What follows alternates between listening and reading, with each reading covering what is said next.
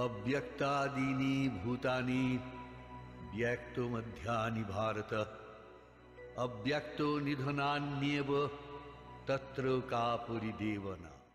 নমস্কার, উর্মিলা দাস।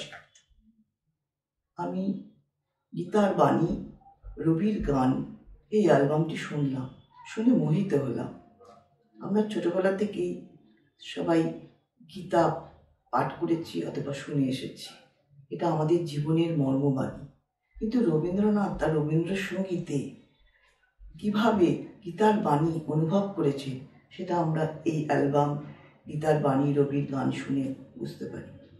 এই অ্যালবামে ভাবানুবাদ করেছেন ডক্টর অরুণ কুমার বাসু এবং এটা পাঠ করেছেন কিংবদন্তি সৌমিত্র চট্টোপাধ্যায়। আমাদের শ্রদ্ধেয় স্যার অগ্নিভ বন্দ্যোপাধ্যায় এই অ্যালবামে গান গেয়েছেন। গোল্ডেন ভয়েস এন্টারটেনমেন্ট থেকে প্রকাশিত এই অ্যালবাম সবাইকে অনুপ্রাণিত করবে এবং এটা সবার সংগ্রহযোগ্য। নমস্কার।